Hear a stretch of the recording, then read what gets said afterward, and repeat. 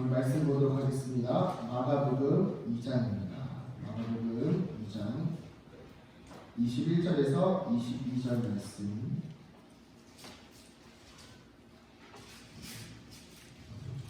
마가복음 2장 21절에서 22절 말씀입니다.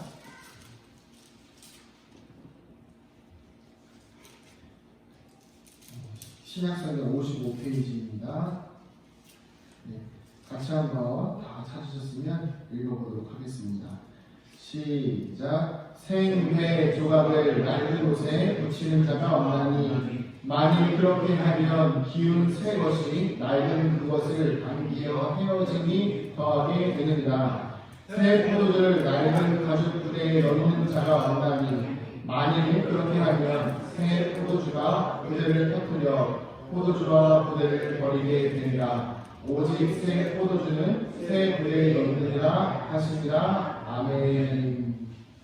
우리 시간 한번 기도하겠습니다. 기도하실 때 하나님, 오늘 이 말씀을 통하여서 우리 영혼을 깨워주시고 우리의 영혼을 새롭게 하시고 우리의 심령에 새로운 도전을 허락하여 주시옵소서. 우리 주님의 이름 한번 간절히 크게 부르고 기도합니다.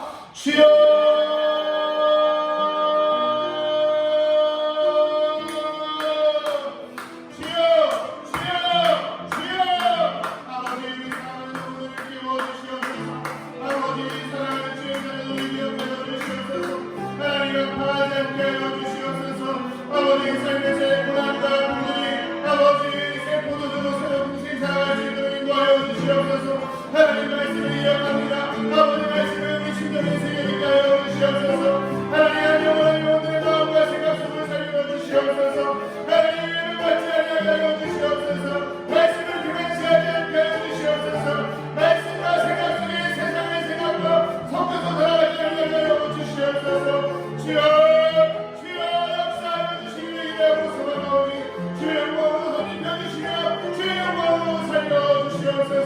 하나님 말씀 우리한테 심기워질 때 우리 영혼이 살아나게 하여 주시고 우리 영혼이 새로워지게 하여 주시옵소서.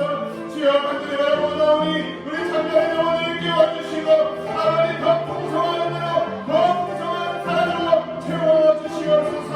한 주간에 살아갈 새 소망 새 은혜를 경험케 하여 주시옵소서. 아버지 역사하여 주시옵소서. 주여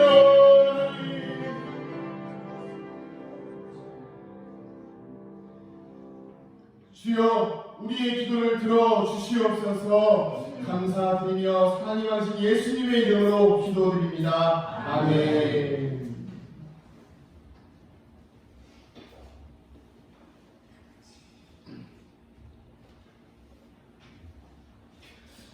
요즘 날씨는 좋죠?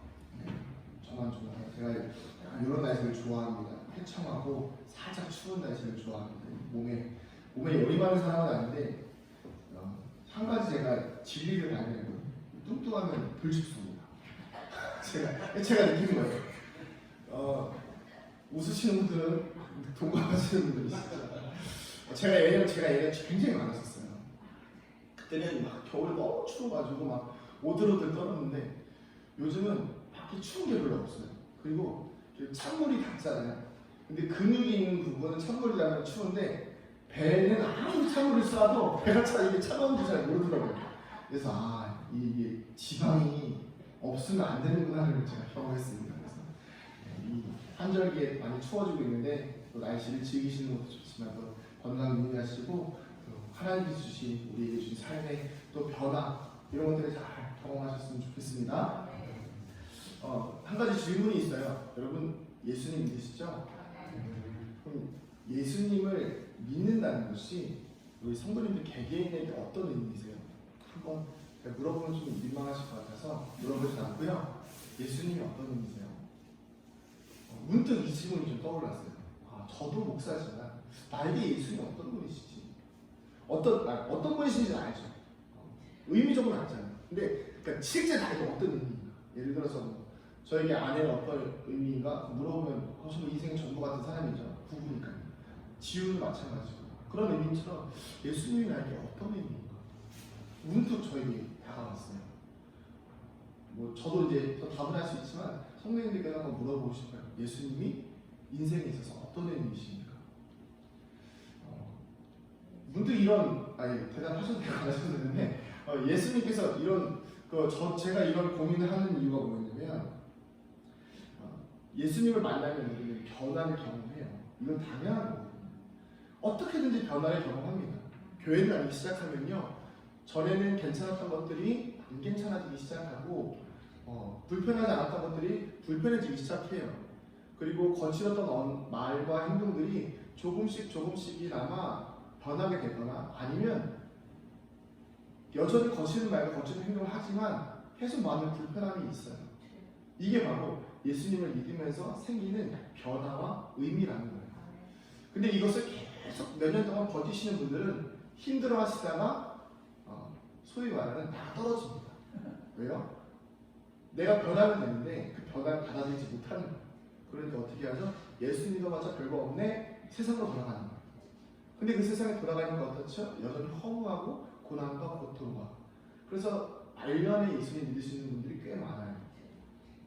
근데 정말 현명한, 정말 하나님의 사랑에 붙들려 있는 사람들은 젊어서부터 예수님을 믿기 시작해서 인생의 어려움과 고난과 또 기쁨과 희노애락의 모든 순간들을 예수님과 보내니까 지금 이제 저보다 꽤 많은 연배를 살아오시는 성도님들께는 예수님이 어떤 의미냐고 물어보면요, 이게 참 말로 할 수 없는 복잡한 감정들이 생기실 것 같아요. 때로는 정말 사랑스러우신 분이고, 때로는 내 기도를 들어주시지 않는 좀 약간의 야속한 분이실 수도 있고, 여러 가지 감정들이 있으시죠. 그런데 중요한 것은 무엇이냐면 예수님을 믿는다는 것, 예수님을 알아간다는 것 그 자체는 우리에게 있어서 굉장한 축복이라는 거예요. 예수님이 없었으면 세상이 어땠을까를 제가 잠깐 돌아봤는데요. 참 상상하기 힘들더라고요. 저희 이제 둘째가 이제 태중에 있잖아요. 저를 닮은 것 같다라는, 하는 행동들이 저를 닮은 것 같다라는 이야기를 제가 했습니다. 근데 그 이야기 나오는 순간 제일 큰 걱정이 뭐였냐면요, 마음속에서 안 되는데 였습니다. 안 되는데 였습니다. 차라리 아내를, 지우는 아내를 닮았어요. 그래서 착하고 온순하고 또 예쁜데 저 둘째는 이제 감당이 안 돼요. 저를 닮았다고 생각하니까. 저의 과거는요, 저희 어머니께서 진짜 그냥 무슨 소설 같아요. 이런 애가 있었다고 싶을 정도로. 네. 일례로 여러분 푸세식 화장실 아시죠? 지금 앉아서 하는 거 말고 그냥 뭔가가 다 쌓여 있는 화장실 있잖아요. 그리고 나무 판때기 있는 화장실. 저는 거기 2번 빠졌습니다. 더웠죠? 저 박사님 조심하세요. 네.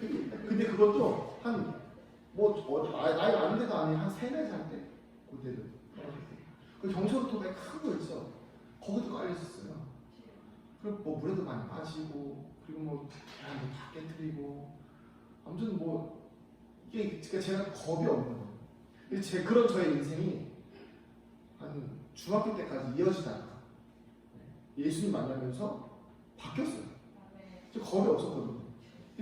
좀 조심스러워지고 말과 행동이 진짜 생각 없는 애였거든요. 어느 정도냐면 애들이 저희가 바본 줄 알아요.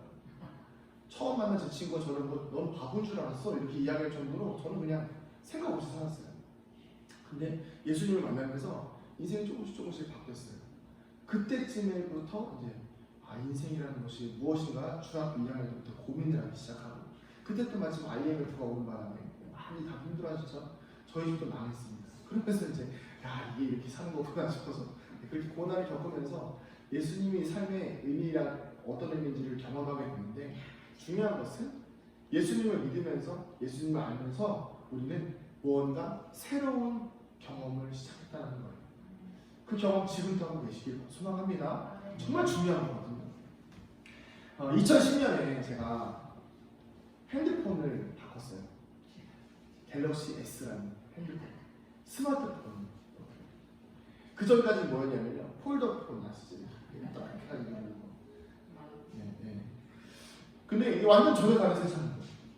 조작법도 다르고요, 전원을 키는 방법도 다르고요, 충전하는 방법도 달랐어요. 그리고 카카오톡이라는 것도 그때 새로 생기기 시작하고, 메시지라는 것도 전혀 다른 새로운 개념으로 바뀌기 시작하면서 핸드폰에서 인터넷을 볼 수 있는 세상이 열린 거죠. 과거에 사용하는 핸드폰 사용 방법으로는 전혀 접근이 되지 않는 새로운 방법으로 스마트폰이라는 게 생겨나고 지금은 다들 사용하고 계시다는 거죠. 아무렇지도 않게. 처음에 다들 당황하셨잖아요. 이거 뭐냐 이러면서 그죠? 근데 지금은 어떠세요? 그래도 다들 카톡 하시잖아요. 저한테 뭐 단체 카톡도 하시고 뭐 찬양도 뭐 유튜브에다 공유하시고 뭐 이렇게 하면서 젊은 세대들이 누리는 세상을 누리고 계시잖아요. 마찬가지로 오늘 말씀에 나온 것처럼 새 포도주를 새 부대에 담는다는 것은요, 말 그대로 전혀 다른 새로운 인생을 살게 된다는 것을 의미합니다. 근데 그 전혀 다른 새로운 인생이 무엇이라고요? 예수님을 믿음으로써 바뀌는 새로운 인생이라는 것입니다. 정말 중요한 것이죠. 새 포도주를 낡은 가죽 부대에 담는다는 것에 대한 의미는 간단합니다. 구원을 받았지만 여전히 과거의 삶을 살고 있는 거예요. 내가 예수님을 믿었다고 하지만요, 여전히 과거의 삶. 제 친구들 중에 그런 친구들 굉장히 많아요. 제가 교회를 다니면서 제가 목사고, 제가 어려서부터 교회를 많이 다니니까 교회를 다녔던 친구들이 저를 보면 굉장히 찔려합니다. 참 재밌어요. 학교니까요. 그럼 저를 보면 뭐라고 얘기해요? 하루 교회 한번 가야 되는데 이래요. 오지도 않아요. 그래서 제가 야, 그런 얘기 하지 마. 그래, 오지 안 할 테니까 그런 얘기 하지 마. 근데 꼭 그런 얘기 하면 교회 한번 가야 되는데. 교회 한번 가야 되는데. 그런 얘기야. 그리고 또 그러면서 뭐 목사님 계실까요? 목사님 잘 계시지? 한 번도 목사님하고 인사도 안 해봤는데 목사님 잘 계시지? 이런 얘기 합니다. 왜 그럴까요? 찔려서 그래요. 찔려서. 내 지금의 삶이 뭔가 정직하고 깨끗하고 순결한 삶에 빗대어지면 찔리기 때문에 그래요.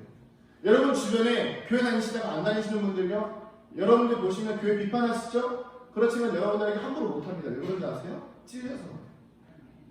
여러분들이 깨끗한 삶을 사시고요, 예수 그리스도를 믿고 순결한 삶을 사시면요, 새로운 삶으로 변화된 존재한테는요, 함부로 못합니다.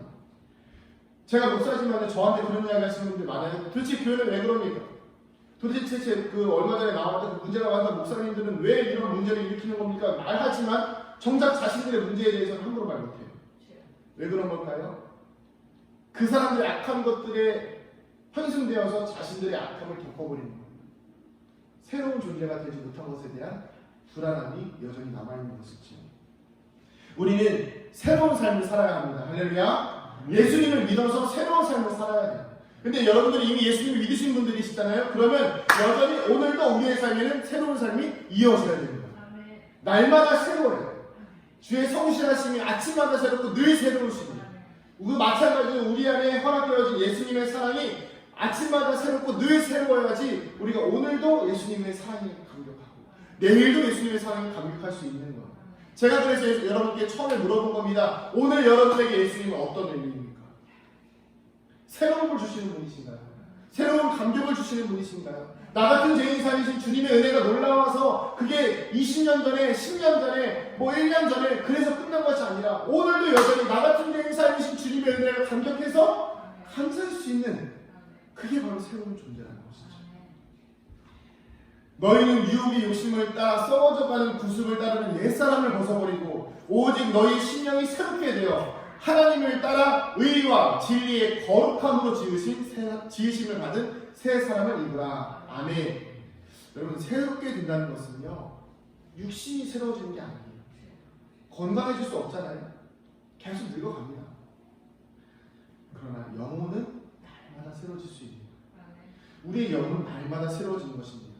집을 예로 들면, 건물을 예로 들면, 우리가 새로워진다는 것은 리모델링의 개념이 아니에요. 아예 부셔버리고 새로 짓는 것을 의미합니다. 의와 진리의 거룩함으로 지으심을 받은 새 사람을 입으라는 성경의 말씀은 의와 진리의 거룩함으로 아예 과거의 내 삶의 거짓과 탐욕과 부정직함과 더러움을 살았던 내 인생의 건물들을 다 지워버리고 의와 진리와 거룩함으로 새로운 건물을 세우라는 하나님의 말씀인 것이죠. 그러면 이 의와 진리의 거룩함으로 짓는 새로운 건물은 바로 새로운 계명을 의미합니다. 잘 따라하고 계시죠? 간단한데요. 새로운 계명을 의미하죠. 예수님께서 말씀하신 새로운 계명. 우리가 새 사람이 된다는 것은 예수님이 말씀하신 새로운 계명을 따라간다는 것을 의미합니다. 바로 하나님을 사랑하고 이웃을 사랑하는 것. 예수님이 말씀하신 계명이 뭐라고요? 하나님을 사랑하고 이웃을 사랑하는 것. 요한복음 15장 10절에서 11절에 이렇게 나와 있습니다. 제가 읽어드릴게요. 내가 아버지의 계명을 지켜 그의 사랑 안에 거하는 것 같이 너희도 내 계명을 지키며 내 사랑 안에 거하리라. 내가 이것을 너희에게 이루면 내 기쁨이 너희 안에 있어 너희 기쁨을 충만하게 하려 함이라. 아멘. 하나님을 사랑하고 이웃을 사랑하는 그 계명을 지키면 예수님의 사랑 안에 거한다는 것이죠. 여러분, 그렇다면 우리가 계명을 지켜내는 것이 새로운 삶인데, 여러분 새로운 삶에서 계명을 지킨다는 것이 조금 불편하시죠? 여러분 계명을 지키는 게 쉽지 않잖아요. 근데 계명을 예수님께서 여러 가지 10계명들을 두 가지를 요약하셨죠. 하나님을 사랑하고 이웃을 사랑하는 것. 그런데 한 가지를 더 요약해보면 뭐가 나오죠? 사랑. 하나님도 사랑하고 이웃도 사랑한다. 여러분, 이 계명을 지켜낸다는 것은요, 사실은 우리에게 보면 굉장히 행위적일 수 있어요. 노력이 필요할 수도 있습니다. 왜 그럴까요? 뭐 살인하지 말아라, 미워하지 말아라, 부모를 공경하라, 이웃의 소유를 탐내지 말아라, 하나님을 사랑하라, 하나님 외에 다른 신을 두지 말아라. 뭔가 굉장히 내가 해야 될 것 같아요. 내가 뭔가 굉장히 미워하면 안 될 것 같아요. 제가 과거에 굉장히 안에 화가 많은 사람이었는데 막 미워하면 안 될 것 같아요. 죄가 엄청 부딪히는 거예요. 근데 여러분 제가 이걸 어떻게 벗어났냐면요. 오늘 말씀을 통해서 제가 벗어났는데 계명을 지켜내기 위해서 애쓰는 노력하는 것이 아니라 하나님을 사랑하면 그 모든 것들이 자연스럽게 사라지더라고요. 이해되시나요? 하나님을 사랑하면요 계명을 지키는 것이 자연스러워집니다. 하나님을 사랑하면요 계명이라는 표현을 써서 좀 어려울 수 있지만 쉽게 말하면 하나님을 사랑하면요 하나님이 한 말을 듣고 싶은 거예요. 연애해보셨죠?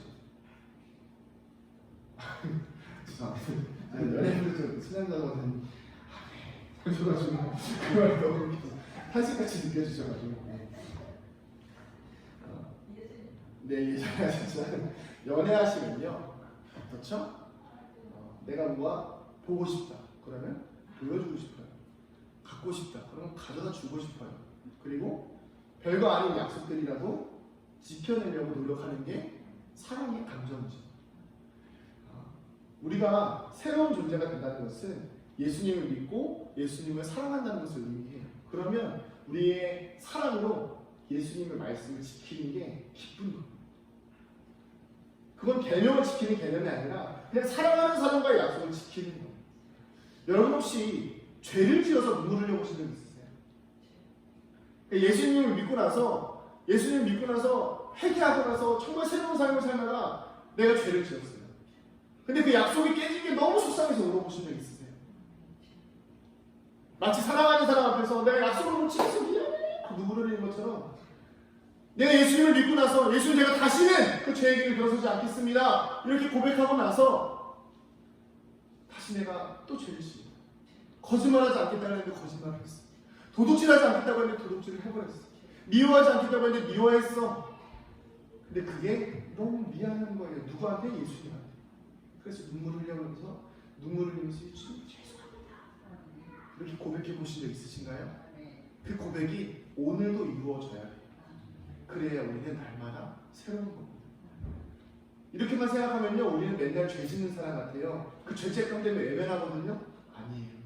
날마다 회개할 때마다 우리 인간은요 우리가 잘못하고 용서해달라고 하면 한두 번 용서해 주지만 뭐 나중에는 그냥 그래 뭐 그러려고 나보다 그냥 감옥에다 넣잖아요. 그렇지 않아요. 예수님은 끝없이 용서해 주십니다. 괜찮아.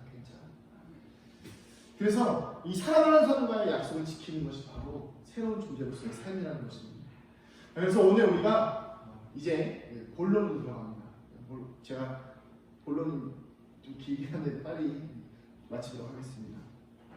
오늘 말씀 제목이 뭐냐면요 새로운 인생, 새로운 삶이에요. 그렇다면 새로운 포스트가 되어서 과거의 삶을 살지 않고 새로운 포도주가 되어서 과거의 삶을 살지 않고 예수님을 사랑하는 존재로서 그의 계명을 지켜내는 것이 당연할 수 있는 사람의 인생은 어떤 인생인가? 어떤 특징이 있는가를 말씀을 통해서 보고 같이 나누려고 합니다. 두 가지인데요. 먼저 첫 번째입니다. 같이 말씀을 좀 봐야 됩니다. 갈라디아서를 좀 보도록 하겠습니다. 갈라디아서 5장. 갈라디아서 5장입니다. 갈라디아서 5장 16절부터 26절입니다. 여기서부터 중요합니다. 이게 정말 중요한 내용이니까요. 잘 들으시면 오늘 큰 은혜가 있을 줄 믿습니다. 갈라디아서 5장 16절부터 26절입니다.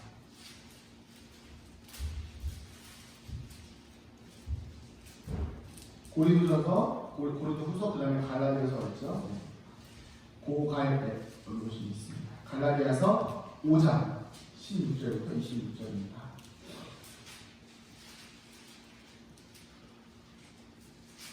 제가 일부러 스크린을 안 띄우고 있습니다. 사실 이 프로젝터를 일부러 잘 안 고치고 있어요. 저는 이 찾는 게 좋아서 사실은 예전에 이거 없이 다 하셨다는 거죠? 괜찮습니다. 젊은 사람이라고 해서 이게 막 좋아야 되고 이런 거 전혀 개념 없습니다. 걱정하지 마시고 성도님들이 불편하실 수 있지만 이게 더 좋은 거 좋다고 생각해요. 갈라디아서 5장 16절부터 26절 교독해 보겠습니다. 제가 먼저 읽겠습니다. 내가 이르노니 너희는 성령을 따라 행하라. 그리하면 육체의 욕심을 이루지 아니하리라. 육체의 욕심은 성령을 거스르고 성령은 육체를 거스르나니 이 성령을 행하고 너희가 원하는 것을 너희가 만일 성령의 인도하시는 바가 되면 율법 아래에 있지 아니하리라. 육체의 계명이 곧 음행과 더러움과 색과 우상 숭배와 주술과 원수 맺는 것과 분쟁과 시기와 분냄과 당 짓는 것과 분열함과 이단과 불의와 수치함과 방탕함과 도덕과 같은 것이라. 전에 너희에게 경계하면 이런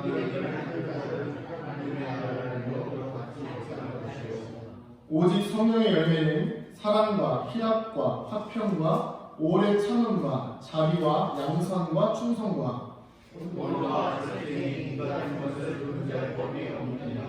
그리스도 예수의 사람들은 육체와 함께 그 정욕과 탐심을 십자가에 못 박았느니라. 함께 읽겠습니다. 헛된 영광을 구하여 서로 모욕게 하거나 서로 투기하지 말지니라. 아멘. 새로운 삶을 예수님을 믿어서 새로운 삶을 사는 사람들의 첫 번째 특징은요. 저를 따라해 보시겠습니다. 성령을 따라 행한다. 좀 더 크게 해볼까요? 성령을 따라 행한다. 이게 내 삶의 약간 모토처럼 계속 할게. 나는 성령을 따라 행하는 사람이다.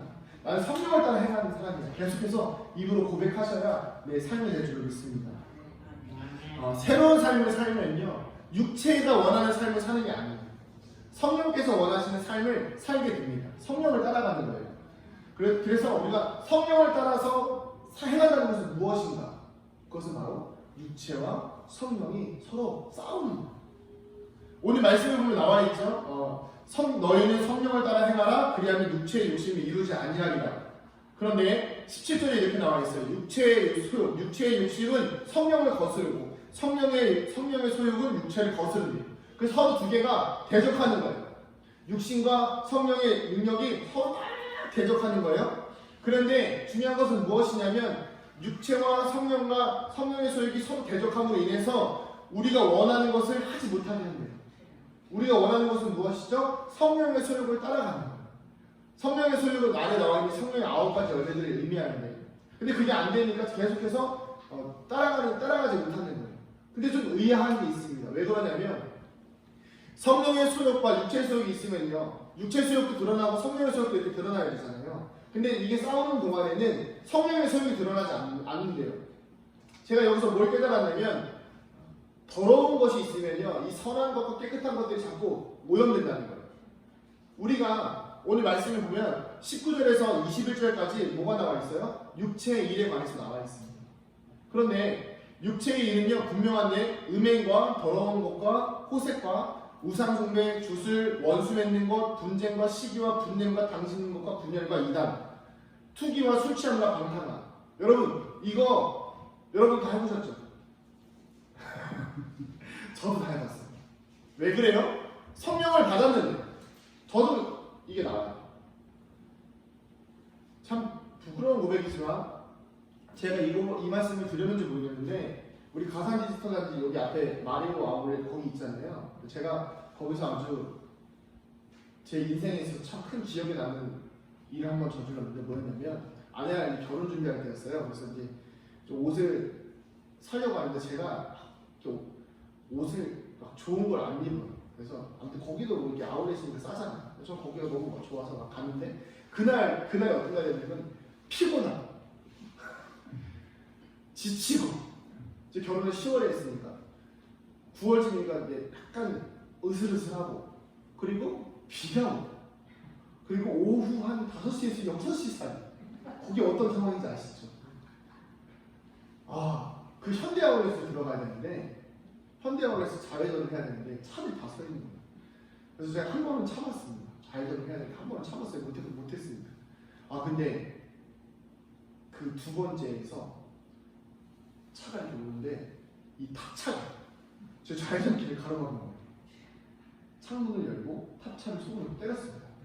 차 빼! 이러면서 차 빼! 제가 이런 혈기가 있는 사람이었습니다. 그때 전도사였어요.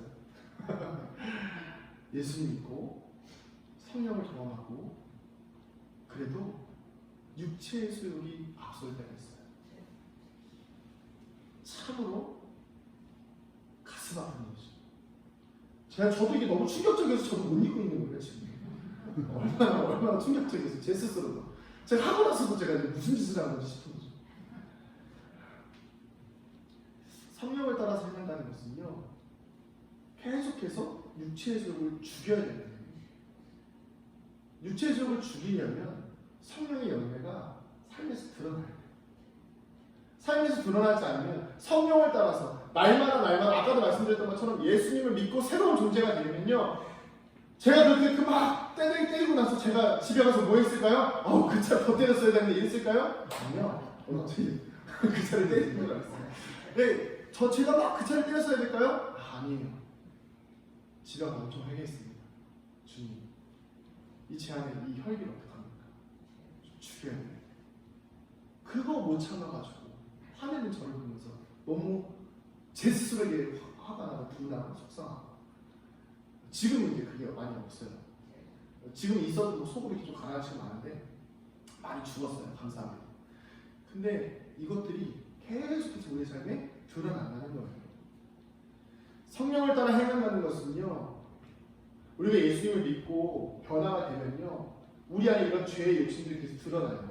그러면 그 드러나는 것들을 볼 때마다 어떻게 해야 되죠? 십자가에 못 박는. 그래서 제가 말씀드리는 게 날마다 새로워야 된다는 게 뭐냐면 날마다 이런 죄 때문에 우리는 죽어야 되는 거예요. 그리고 죽고 나서 기도하는 거예요. 주님, 저를 좀 긍휼히 여겨주세요. 주님, 저의 연약함을 좀 도와주세요. 기도하고 나서 다시 주님 앞에 나아가 성령의 열매를 맺어가는 삶을 사는 것이죠.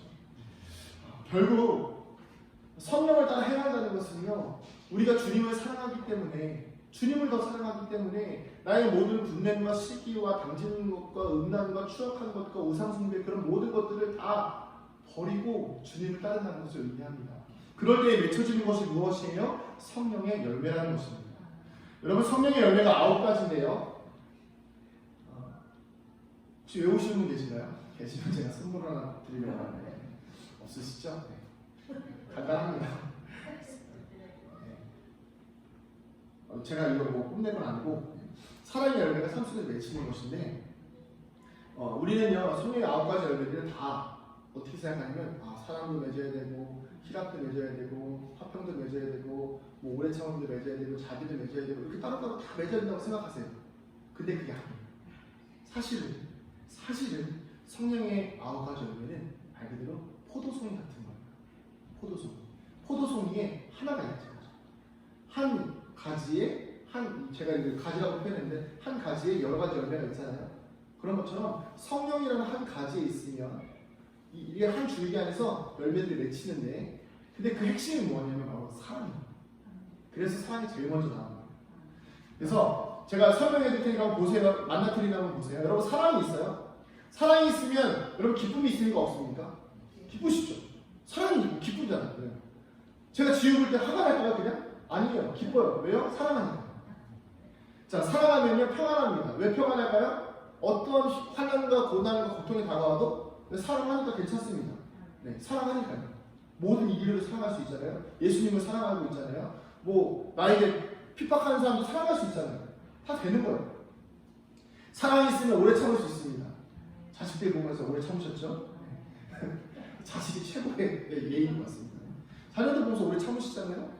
자, 그러면 이제 사랑하니까 희락이 있어요. 그럼 여러분 기쁠 때 어떻게 하죠? 선을 행할 수 있는 거예요. 그죠? 그리고 사랑이 있으니까 선을 행할 수 있는 거예요. 그리고 사랑하면서 평안함이 있으면요 자비로울 수 있습니다. 평안은 여러분 내 마음이 불안한데 내 마음이 불편한데 옆 사람이 와서 저 좀 도와주세요 그러면 도와줄 마음이 생길까요? 안 생겨요. 마음이 평안하고 마음에 위로가 있을 때 다른 이웃들을 돌아볼 수 있는 마음이 생기는 거예요. 그럼 그 자비로운 사람은 어떻습니까? 온유하죠. 여러분 자비를 베풀 때 에이 뭐라 이렇게 줍니까? 아니죠. 온유한 마음, 따뜻한 마음으로 젠틀한 마음으로 나눠주는 거예요. 오래 참으니까요. 여러분 오래 참으면 뭐가 생깁니까? 절제가 생겨요. 절제. 그리고 오래 참다 보면 뭐가 생깁니까? 충성하는 마음이 생기는 거예요. 사랑하다 보면 충성이 생기고 결국에는요 이 사랑 하나에 나머지 8가지 열매가 다 맺혀 있는 거예요. 그래서 오늘 우리가 핵심적으로 봐야 되는 건 뭐라고요? 사랑입니다. 사랑이 핵심입니다. 여러분들 이 사랑은 누구를 통해서 경험할 수 있다고요? 성령님을 통해서만 경험할 수 있습니다. 우리 안에 성령이 있으면 사랑의 열매가 맺힙니다. 할렐루야. 정말 중요한 거예요. 따라해 보시겠습니다. 성령 충만하려면 사랑이 핵심입니다. 사랑입니다. 옆 사람 한번 보세요. 사랑하십니까? 인사하는 게 아니고 그냥 물어보라고. 사랑하십니까? 정말 사랑하십니까? 이 성령의 9가지 열매 하나도 거치지 않을 만큼 사랑하십니까? 옆 사람을 보시면서 오래 참을 수 있으세요? 옆 사람을 보시면서 절제할 수 있으세요? 옆 사람을 보시면서 자비할 수 있습니까? 옆 사람을 보시면서 온유할 수 있나요? 그러면 성령의 열매가 있는 거예요. 근데 여러분 이 성령 충만이 정말 중요한데 성령 충만하시기를 소망하십니까? 다시 한번 물어볼게요. 성령 충만하시기를 소망하십니까? 우리 은장교회는 정말 성령 충만한 교회가 돼야 돼요. 근데 대부분 성령 충만을 불편해요. 여러분 성령 받기를 원하십니까? 근데 다들 성령 받기 불편해하시잖아요. 왜 그런지 아세요? 성령 받으면 불하고 쥐야 막 방언해야 되고 막 뜨거워야 되고 뭔가 눈에 막 불이 나와야 될 것 같고 이게 뭐 성령 충만이라고 생각하시는 거예요. 성령 충만하면 뭐 손 들면 사람이 일어나야 돼요. 안전되게 일어나야 돼요. 이런 막 뭔가 거대하고 뭔가 불편한 내 삶에서 일어날 수 없을 것 같은 상상적인 일들만 성령의 역사라고 생각하시는 거예요. 그러다 보니까 성령 충만이 불편해요. 주여 부르짖으면 진짜 성령이 임할 것 같은데 그러면 내가 예수에 미칠 것 같고 예수에 미치면 내 삶을 버릴 것 같고 그럼 내 직장을 포기할 것 같고 내 가족을 포기할 것 같고 이런 불안함들이 오는 거예요. 성령 충만할까 걱정하시는 거죠. 걱정하지 마세요. 그런 일이 쉽게 안 일어납니다. 성령 충만하면요 광신도가 된다고 생각해요. 소위 세상에서 말하는. 여러분 그것 때문에 정말 두려워하시는 분들이 있어요. 근데 여러분 오늘 말씀해 보면 성령 충만하면 우리가 맺는 열매가 뭐라고요? 사랑. 여러분 사랑이 광신도입니까? 미친 짓입니까? 사랑은 미친 거 아니에요? 얘기하는 건데 그건 세상 말고요. 사랑이 미친 것입니까? 희락이 미친 것입니까? 화평이 미친 것입니까? 온유, 양선, 온유, 양성, 온유, 양선, 자비, 충성, 절제, 오래 참음 이게 광신도들이 하는 것입니까? 아니에요.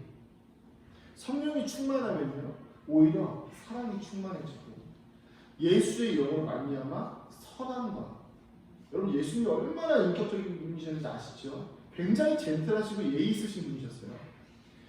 선함과 인격과 질서가 생기는 것이 바로 성령 충만입니다.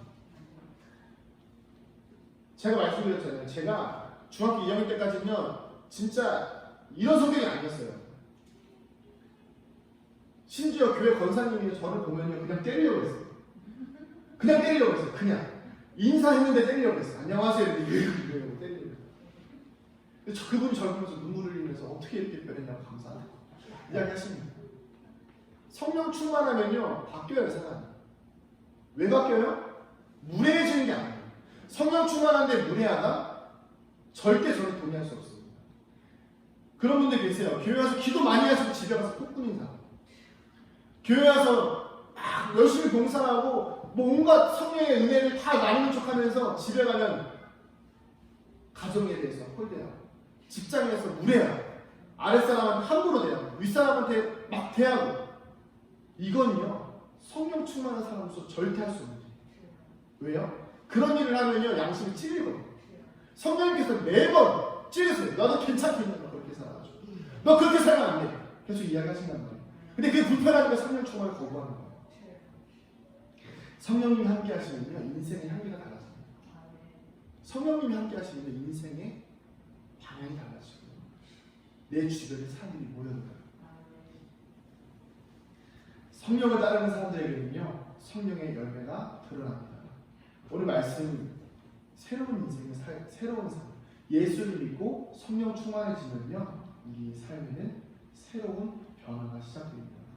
그 변화는요 나이에 많고 적고 다르지 않아요. 저는요 오히려 우리 성도님들이 더 좋다고 생각합니다. 왜 그러냐면요 성도님들이 인생 좀 많이 사셨잖아요. 인생을 살아보니까 어떠세요? 내 안에 분노도 있고 좌절도 있고 절망도 있고 아픔들이 많아요. 근데 그것이 발현되어서 성령님의 은혜를 가로막고 있다는 것이 보입니다. 너 얼마나 좋습니까? 기도하는 거야. 자리에 나왔어. 주님 저를 좀 불쌍히 여겨주세요. 주님 제가 성령의 은혜로 살아갈 수 있도록 은혜를 좀 허락해 주세요.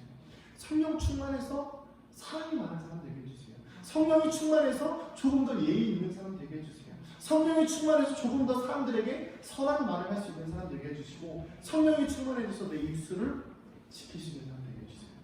그렇게 기도하는 것이죠. 예수의 영으로 우리가 새로운 존재가 되어서 성령을 따라 행하는 삶 되시기를 축복합니다. 두 번째입니다. 두 번째 이거 나누고 마칠 텐데요. 정말 중요합니다. 이 앞에 거를 읽는 성령 충만한 삶을 살기 위한 것을 읽는 정말 중요한 말씀인데요. 에베소서입니다. 갈라디아서 바로 뒤에 있죠. 에베소서 4장. 에베소서 4장 25절에서 27절입니다.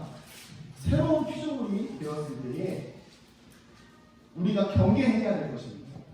앞에 거는요 우리가 추구해야 될 가치였고 두 번째는 우리가 경계해야 될 것입니다. 바로 4장 25절에서 27절입니다. 에베소서 4장 25절부터 27절 시작. 그런즉 거짓을 버리고 각각 그 이웃과 더불어 참된 것을 말하라. 죄를 짓지 말며 해가 지도록 분을 품지 말고 마귀에게 틈을 주지 말라. 아멘. 새로운 삶을 살기 위한 두 번째 방법은요. 저를 따라해 보시겠습니다. 마귀에게 틈을 주지 말라. 틈을 주지 말라. 여러분 새로운 피조물이 된 우리에게 사단은요 다시 공격을 시작합니다. 그건 여러분들 다 아실 거예요.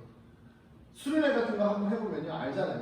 야 이제부터 오늘까지는 성령님께서 우리를 지켜주셨지만 다음부터 내일부터 실전이야. 내일부터 넘어질 거야. 분명히 넘어질 거야. 그렇지만 걱정하지 마. 주님께서 우리를 지켜주시잖아. 막 이런 얘기하면서 막 애들이 그러거든요. 마찬가지야. 우리가 새로운 피조물이 되면요 공격이 옵니다. 여러분들 다 느끼실걸요. 주일 예배 드리시고 나면요 아 그래 내가 말씀대로 살아야지. 성령의 열매를 매기면서 살아야지. 사랑과 희락과 화평과 자비와 온유와 충성과 열매와 이런 것들을 다 매기면서 살아가야지. 마음으로 다짐하십니다. 그래 공격 오기만 해봐. 누군가 나에게 험한 말을 하면 내가 좋은 말을 해. 공격 막 긴장하십니다. 근데 막상 아무 일도 일어나지 않아요. 오히려 막 큰 공격이 들어오지 않는 거예요. 내가 공격이라고 느낄 만한 큰 공격이 안 와요.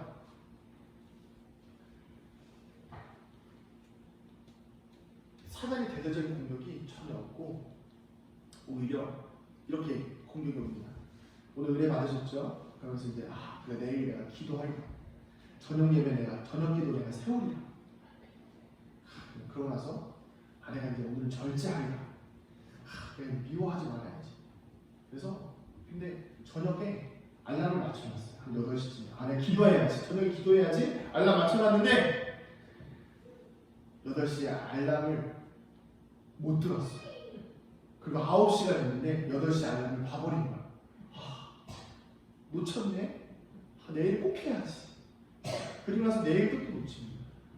그러면 자연스럽게 어떻게 되죠? 한 번, 두 번, 이 못하고 난 것이 습관이 안 돼서 이렇게 그냥 흐지부지해지면서 일주일이 지나가요. 그리고 나서 일주일에 교회 와서 예배 드리시다 보면 그게 또 생각이 납니다. 그러다 보면 다시 죄책감이 사라지고 오히려 기도하는 것이 좋은 것인데 기도하지 못했다는 것에 대한 불편함이 생기는 것이죠. 여러분, 이것이 바로 사단이 노리는 틈새예요. 틈새 시장 아시죠? 틈새 시장. 사단은 계속해서 우리의 틈새를 노립니다. 우리가 생각하지 못했던 틈을 노리는 거예요. 별거 아니에요. 오늘 말씀해 보면요, 뭐라고 하였죠? 분을 내어도 죄를 짓지 말라. 이게 뭐냐면 해가 지도록 분을 품지 말라. 여러분, 결국에는 분노 하나 때문에 우리 인생이 무너지는 거예요. 분노 하나 때문에 성령님의 감동이 무너지는 거예요. 분노 하나 때문에 새로운 존재가 된 우리가 무너지는 거예요. 그러니까 마귀에게 틈을 주지 말라는 것입니다. 여러분, 큰 댐이 무너질 때 어떻게 되죠?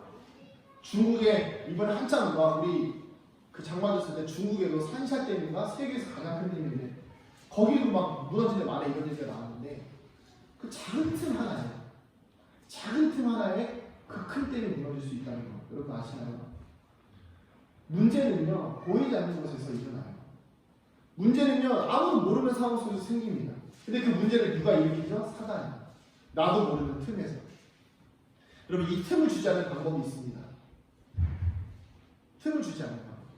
무엇이냐면요 바로 기도예요. 기도밖에 없습니다. 죄송하지만요 기도하지 않으면 이 틈을 막을 수 있는 방법이 없습니다. 왜요? 기도 중에서 해결을 해야 돼요. 기도하면서요 계속해서 예수님의 생명의 성령의 빛이 나의 삶을 비춰주시기를 소망해야 돼요. 그래서 계속해서 기도하셔야 돼요. 기도하다 보면요 하나님 내가 오늘 하루 살아가면서 무엇을 잘못했습니까? 하나님 내가 오늘 하루 살아가면서 무엇이 문제입니까? 계속해서 기도하다 보면요 주님의 빛이요 내 영혼을 비추세요. 그러면 내 안에 뭐가 문제 있는지를 보여주시는 거예요. 내 문제의 시작점이 보이기 시작하는 거예요. 마귀가 노리는 틈이 보이기 시작합니다. 그럼 그 틈을 막으면 괜찮아지는 거예요. 제가요 자꾸 이제 제 이야기를 죄송하지만 제가 어색한 걸 못 견디는 성격이 있어요. 어색한 걸 못 견디는 성격. 이런 분들 계시죠? 낯선 사람 뭐 있으면 저기 이러면서 말 하시는 분들 계시잖아요. 그러다 보면요 막 뭐라도 해야 되고 뭐라도 말하다 보면 뭐가 나와요? 실수가 나와요. 말을 많이 하는 거예요. 말을 많이.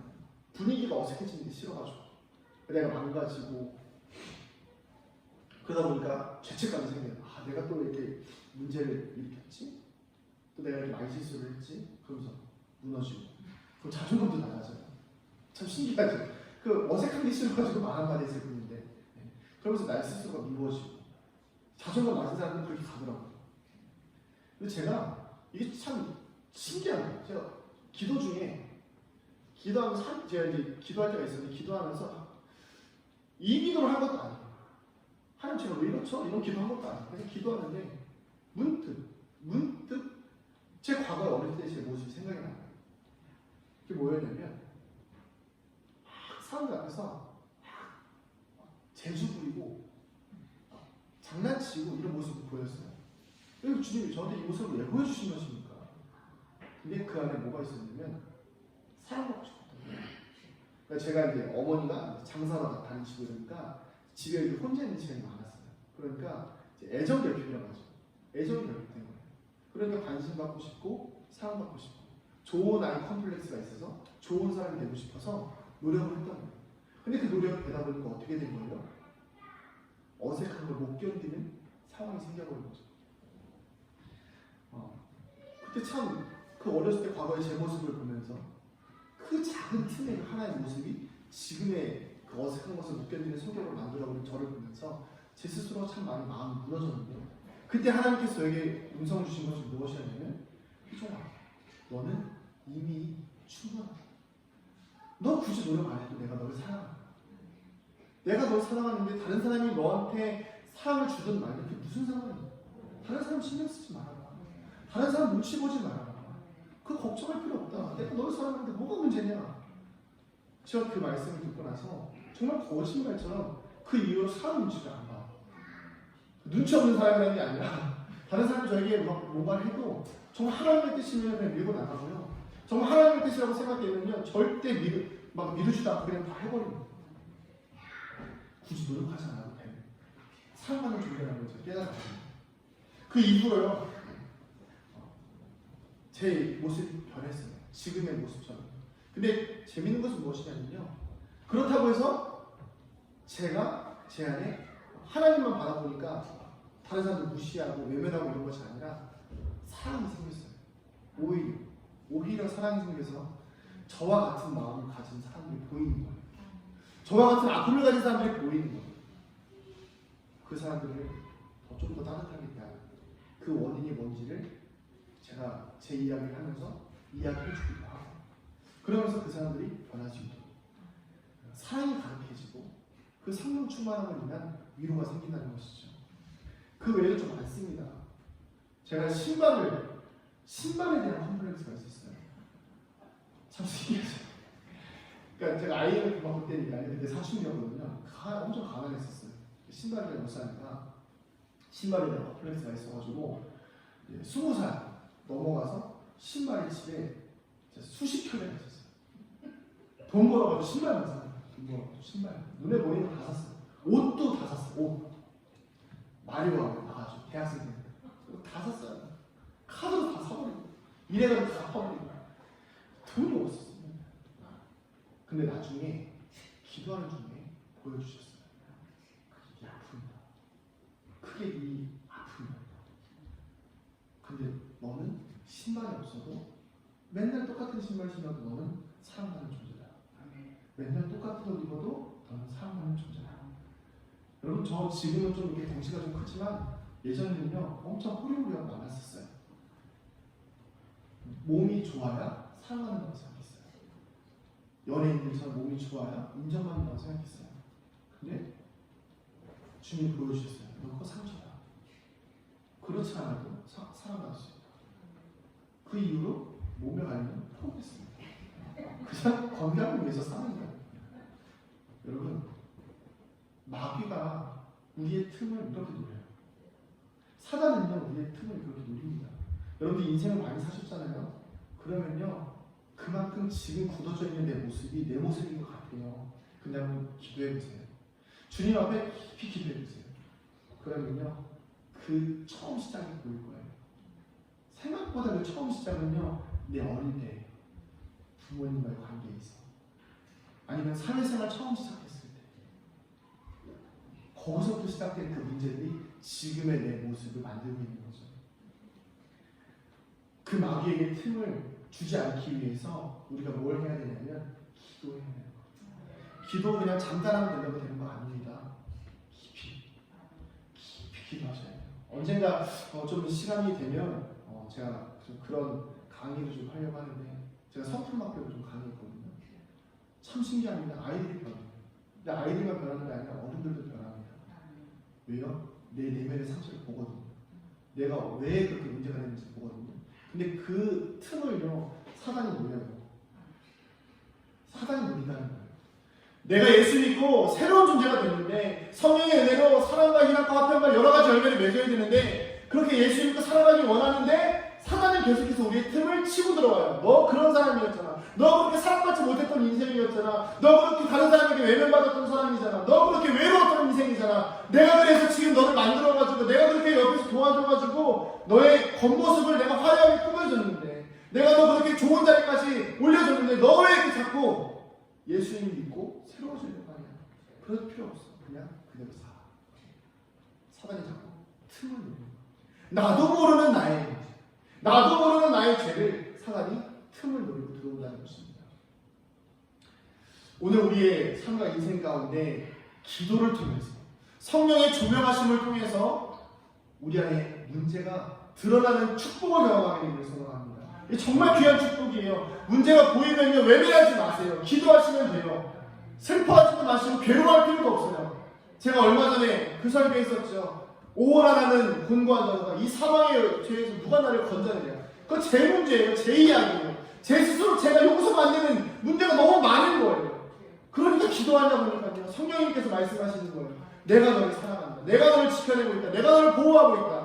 너의 과거의 모든 문제들은 너를 더 이상 얽매일 수 없다. 너는 새로운 존재다. 오늘 우리가 예수 믿었으면 우리는 새로운 존재인 줄 믿습니다. 할렐루야. 정말 선포하면서 살아가셔야 돼요. 선포하면서 살아가셔야 됩니다. 좌절하지 마세요. 절망하지 마세요. 인생 그냥 이제 얼마 안 남았으니 뭐 연세 있으신 분들이 계시니까 얼마 안 남았으니까 일단 살다 살아가면 되지. 그냥 평안히 살다 가면 되지. 아니요. 도전하세요. 더 새로운 존재가 되기를 도전하세요. 예수님 앞에 더 기도하시고 예수님 앞에 더 붙잡힌 존재. 주님 오늘도 더 새로운 존재. 그 누구도 경험해보지 못한 새로운 인생, 하루하루가 새로운 인생 살아갈 수 있도록 주님 저를 붙들어 주시옵소서. 기도하는 우리가 되기를 소망합니다. 우리 시간 같이 찬양하시겠습니다. 우리 성령의 오선에 찬양하시면서 주님 내 인생의 허무한 시절 가운데 내 인생의 고와 같은 인생 가운데 나와 함께하여 주시어서 성령이 오셔서 내 인생 새롭게 하여 주시옵소서. 우리 간절히 소망하는 마음으로 찬양하시겠습니다.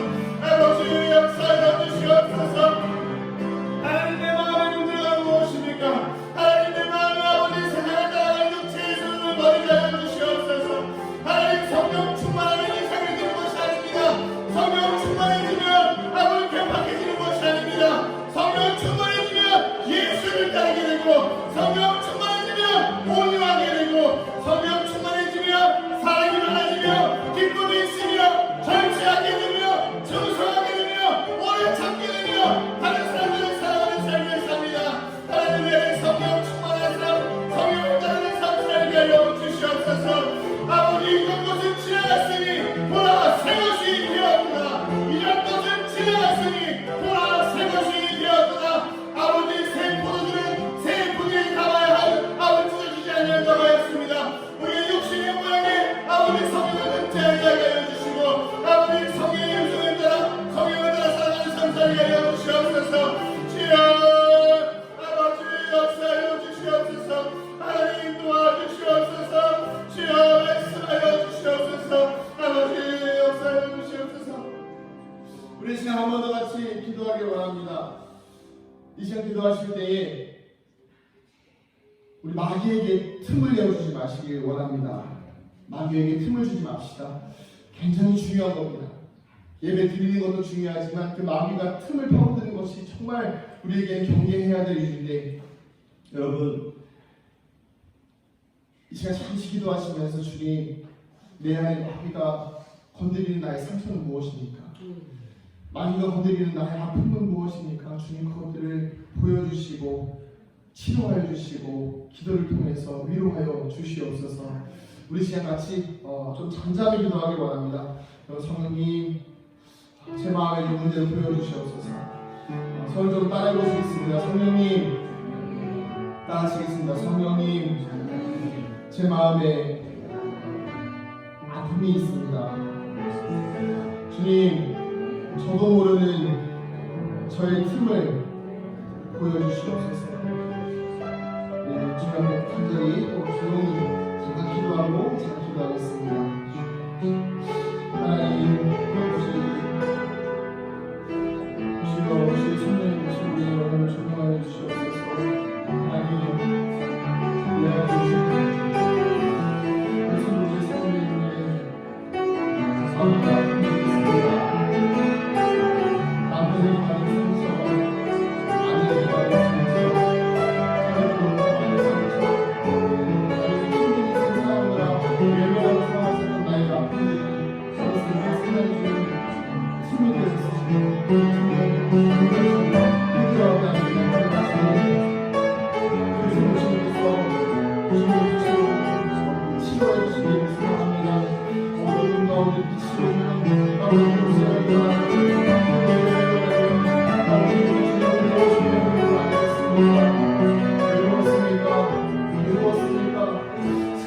위하여 인정받고 싶어 했습니까?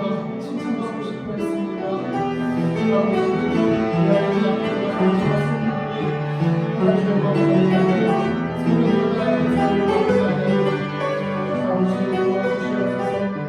이 시간에 산 예수 그리스도로 명함으로 그 사람 소리들의 아픔과 슬픔과 고통을 받고 있는 모든 죄의 문제들은 해결되어질지어다.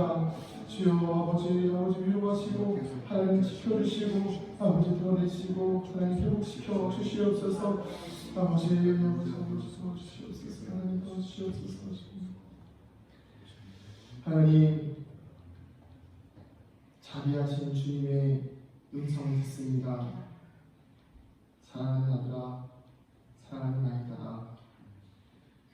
내가 너희에게 주는 것은 시험과 혼란과 아픔과 고통이 아니라 위로와 평안과 오늘을 살아갈 새 힘과 오늘을 달려갈 수 있는 새 능력을 너희에게 부어주는 것이니 이 평안을 경험하고 이 위로를 경험하고 다시는 가서 죄를 범하지 말아라.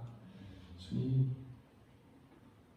우리가 예수님을 믿어서 새로운 존재가 되어 성령 충만한 삶을 살기를 원하는데 여전히 사탄은 우리의 틈을 노리고 들어옵니다.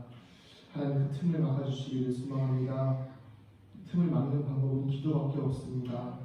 주님, 우리가 주님 부르짖을 때마다 우리의 음성에 우리의 부르짖음을 응답하여 주시고 성령님의 조명하심으로 우리의 삶의 문제와 우리의 삶의 관계들을 회복시켜 주시옵소서.